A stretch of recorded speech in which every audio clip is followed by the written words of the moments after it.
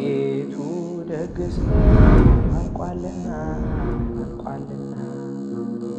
ከምድርም ፍቅር ጠፍቷልና። ለመሆኑ መጾም ማለት ምግብን አለመብላት ብቻ ነው ወይስ ስጋችን ሲራብ ነፍሳችን የምትጠግብበት ምስጢር አለው? ብዙዎቻችን አብይ ጾምን ሁዳዴን በጉጉት እንጠብቀዋለን።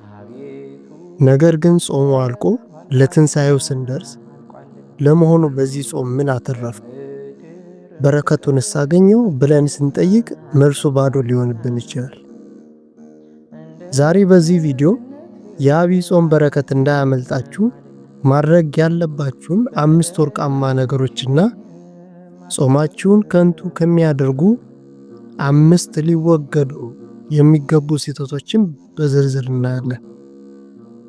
ይህን ቪዲዮ ለዘንድሮ ጾም ልዩ ስንቅ ይሆኑታልና እስከ መጨረሻ በመከታተል አብራችሁን ቆዩ።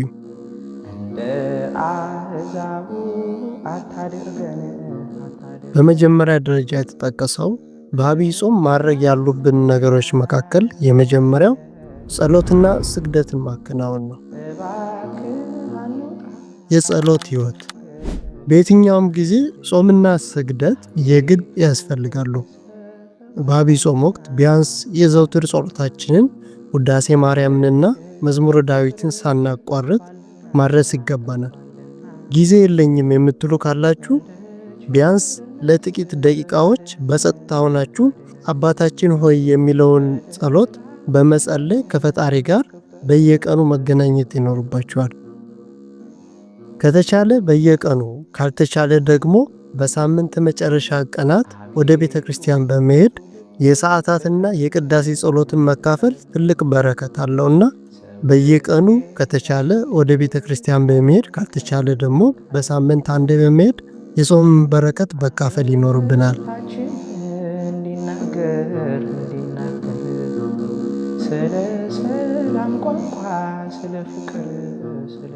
በአብይ ጾም ማድረግ ከሚገቡን ነገሮች መካከል ሁለተኛው ስግደት ነው። ስለ ጾም ስናወራ ከአምልኮታችን አንዱና ዋነኛው የሆነውን ስግደትን መዘንጋት የለብንም። አብይ ጾም የስግደት ወቅት ነው። ብዙዎቻችን ስግደት ለምን ያስፈልጋል፣ እንዴትስ ብንሰግድ ይሻላል ብለን እንጠይቅ ይሆናል። ስግደት አንደኛው ትህትናን መላመድ ነው። ስግደት ግንባራችንን መሬት ላይ እናስነካለን። ይህ ማለት እኔ አፈር ነኝ ወደ አፈርም እመለሳለሁ ብለን ራሳችን ዝቅ የምናደርግበትና ትዕቢታችንን የምንሰብርበት ተግባር ነው። ስግደት የምንሰግድበት ሌላኛው ምክንያት ደግሞ ስጋን ለነፍስም ለማስገዛት ስግደት እንሰግዳለን። ስጋችን መብላትና መጠጣት ብቻ ይፈልጋል። ስግደት ግን አንተ ስጋዬ ሆይ ለፈጣሪ ተገዛ እያለው ነውና ስግደት ስጋን ለነፍስ ለማስገዛት ዋነኛ መሳሪያ ነው።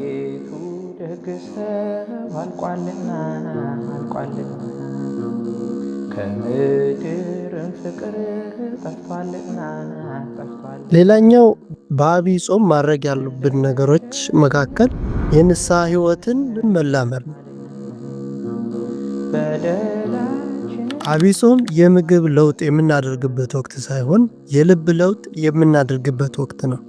ብዙዎቻችን ጾሙ ሲገባ ምን ልብላ ብለን እንደምንጨነቀው ሁሉ ነፍሴን እንዴት ላጥባት ብለን መጨነቅ አለብን። ለዚህ ደግሞ ብቸኛው መንገድ ንስሐ ነው። ንስሐ ማለት ካለንበት የጥፋት መንገድ ተመልሰን ወደ አባታችን እቅፍ የመግባት ትልቁ ምስጢር ነው። ልክ የጠፋው ልጅ ወደ አባቱ እንደተመለሰ እኛም በዚህ ጾም ወደ ፈጣሪያችን የምንመለስበት ወርቃማ ዕድል አለን። በዚህ ጾም ቁጭ ብለን ራሳችንን እንጠይቅ። ከእግዚአብሔር የለየኝ ኃጢአት ምንድን ነው? የትኛው ልማዴ ነው ሰላም የነሳኝ ብለን ውስጣችን መፈተሽ አለብን። ብዙዎቻችን ንስሐን ለፋሲካ ዋዜማ እናቆየዋለን። ነገር ግን ጾሙ ገና ሲጀምር ወደ ንስሐ አባት መሄድ ይገባናል። የውስጣችንን ሸክም ስንናዘዝ ጾማችን ይቀልልናል፣ ጸሎታችንም ይሰማል። ሌላኛው ንስሐ ስንገባ ቀኖና መቀበል ግዴታ ነው። ከንስሐ አባታችን የምንቀበለው ቀኖና ለምሳሌ ስግደት ወይም ጸሎት ነፍሳችን የሚያክም መድኃኒት መሆኑን አምነን በደስታ ልንፈጽመው ይገባል። ነገ እጾማለሁ፣ ነገ ንስሐ እገባለሁ ስንል ዕድሜያችንን ሊያልቅ ይችላል። ጾም የንስሐ ወቅት ነው። ንስሐ ደግሞ የጽድቅ መጀመሪያ ነው። በዚህ ጾም ራሳችን አድሰን በትንሣኤው ዕለት አዲስ ሰው ሆነን እንድንቆም ንስሐ መግባት ይግድልናል።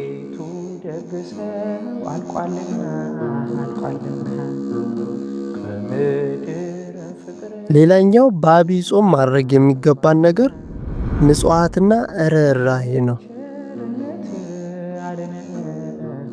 ብዙዎቻችን ጾም ማለት ራስን መከልከል ብቻ ይመስለናል። ነገር ግን እውነተኛ ጾም ለሌላው መስጠት ጭምር ነው። ቅዱስ ያሬድ በዐቢይ ጾም ድጓው ላይ እንደሚያስተምረን ጾም ያለ ምጽዋት ያለ ፍቅር ዋጋ የለውም ይለናል። በጾም ወቅት ቁርስ ወይም ምሳ ስንተው ዓላማው ገንዘብ ለመቆጠብ አይደለም። ያ የተረፈው ምግብ ወይም የዛ ምግብ ዋጋ ለተራቡ ወገኖቻችን መድረስ አለበት። የጾምህን ትርፍ በኪሲ ካደረግ ጾም በረከት የለውም። ትርፉ ለተቸገሩት ሲሰጥ ግን ሰማያዊ መዝገብ ላይ ይጻፋልና በረከት ይኖረዋል። ምጽዋት ገንዘብ መስጠት ብቻ አይደለም። የታመመን መጠየቅ፣ ያዘንን ማጽናናት፣ ለተቸገረ ሰው መልካም ቃል መናገር ሁሉ ምጽዋት ነው። በዚህ በዐቢይ ወቅት ልባችንን ለርኅራኄ ክፍት እናድርግ። በዙሪያችን ምን ይበላል፣ ምን ይለብሳል ብለን የምንጠይቃቸው ጎረቤቶች ይኖሩን። ፍቅርን በተግባር ማሳየት ግዴታ ይኖርብናል። ምጽዋት ለመስጠት የግድ ሀብታም መሆን አያስፈልግም። ያላችሁን ጥቂት ነገር በፍቅር ብታካፍሉ እግዚአብሔር በቤታችሁ ላይ በረከትን ያፈሰዋል። የጾም መሳቢያ ምጽዋት ነው እንደሚባለው ጾማችን ወደ እግዚአብሔር እንዲደርስ በምጽዋት እናጅበው። እናም ውድ ክርስቲያኖች በዚህ ጾም በሳምንት አንድ ቀን እንኳን አንድን ችግረኛ ለመርዳት ቃል ግቡ። ምናልባት ያንተ ትንሿ ስጦታ ለአንዱ ትልቅ ተስፋ ሊሆን ይችላልና።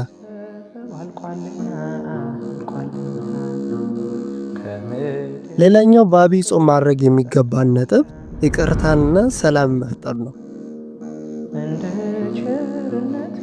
ብዙዎቻችን ጾምን በምግብ እንጀምራለን። ነገር ግን በልባችን ቂም ይዘን ከሆነ ጾማችን የታሸገ መርዝ ይዞ እንደ መዞር ይቆጠራል። ከእግዚአብሔር ይቅርታን የምንለምነው እኛ ለሰው ይቅርታ ስናደርግ መሆኑን በየቀኑ አባታችን ሆይ ስንጸልይ እንናገራለን።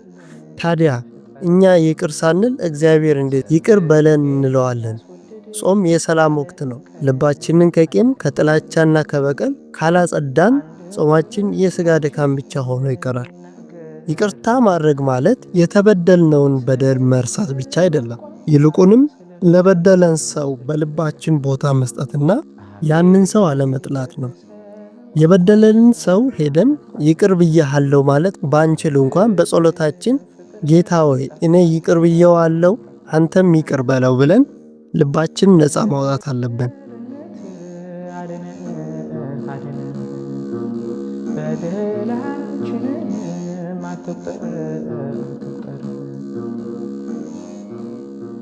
ሌላኛውና ትልቁ ነገራችን በዐቢይ ጾም መተው ያሉብን ነገሮችን በዝርዝር እንመለከታለን። የመጀመሪያውና ትልቁ ነገር በዐቢይ ጾም ወይም በጾሞቹ ወቅት መተው የሚገቡ ከራሳችን ማስወገድ የሚገቡን ነገሮች መካከል አንደኛው ሱስ አስያዥ ነገሮችን ከራሳችን ነቅለን መጣል አለብን።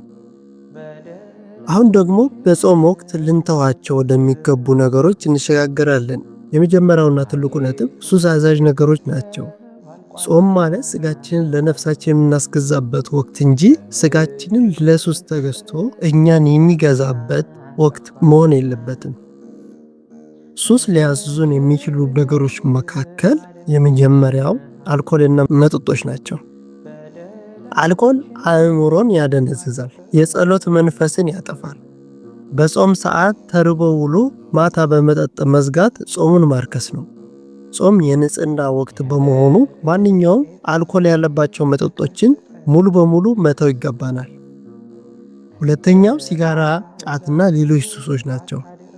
ብዙዎቻችን ምግብ ካልበላው ሱስ ይይዘኛል ወይም ይከብደኛል እንላለን። ነገር ግን ጾሙ ራሱ ሱስን ለማሸነፍ የተሰጠን ትልቅ የልምምድ ሜዳ ነው። ሲጋራ ባጭስ፣ ጫት መቃም ወይም ሌሎች ሱሶች በዚህ ወቅት ለፈጣሪ ብዬ ተዋለሁ ብሎ መነሳት ትልቅ መንፈሳዊ ጀግንነት ነው።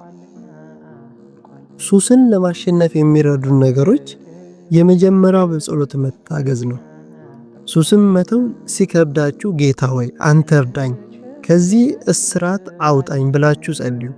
ጾም የእግዚአብሔር እርዳትነት የሚገለጥበት ወቅት ነው። ሌላኛው ደግሞ አካባቢ መቀየር ነው። ለሱስ የሚገፋፉ ጓደኞችንና ቦታዎችን በዚህ ጾም ወቅት መራቅ ብልህነት ነው።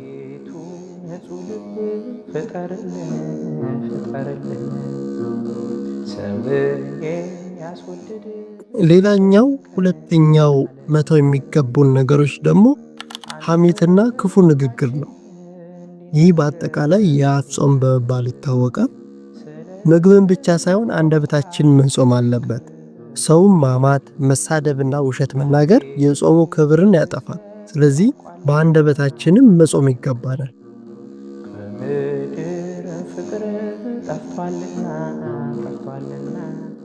ሶስተኛው መተው የሚገባን ነጥብ ጭፈራና ዓለማዊ መዝናኛዎችን ነው። ይህ ወቅት የሐዘንና የጸጥታ ወቅት ነው። ስለዚህ ከልክ ያለፈ ጫጫታ፣ ጭፈራና መንፈስን የሚረብሹ ፊልሞችን ወይም ቪዲዮዎችን መመልከት አይገባምና እኚህ ነገሮች ከራሳችን ማራቅና ትኩረታችንን ወደ እግዚአብሔር ማድረግ ይገባናል። ሌላኛውና አራተኛው መተው የሚገባን ነጥብ ወደ አምላክነትን ነው ወይም ስስትን። ጾም ማለት በሰዓቱ ተርቦ መብላት እንጂ በጾም ሰዓት የናፈቀንን ምግብ ጾም ሲፈታ አጠራቅሞ መብላት አይደለም።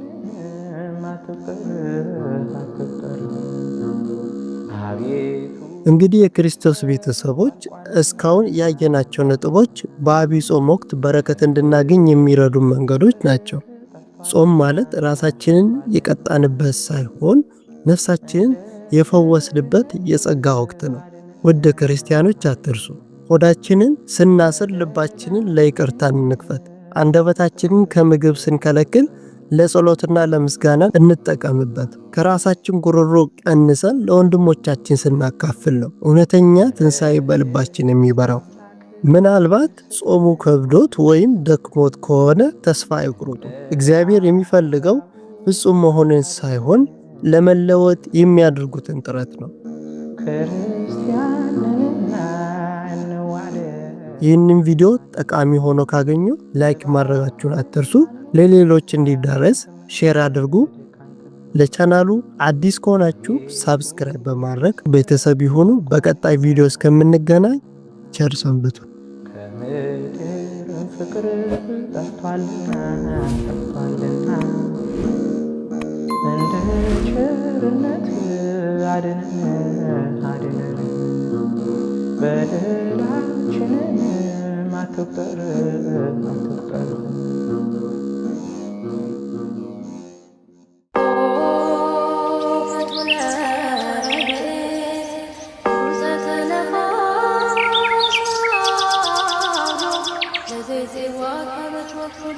Giorgis,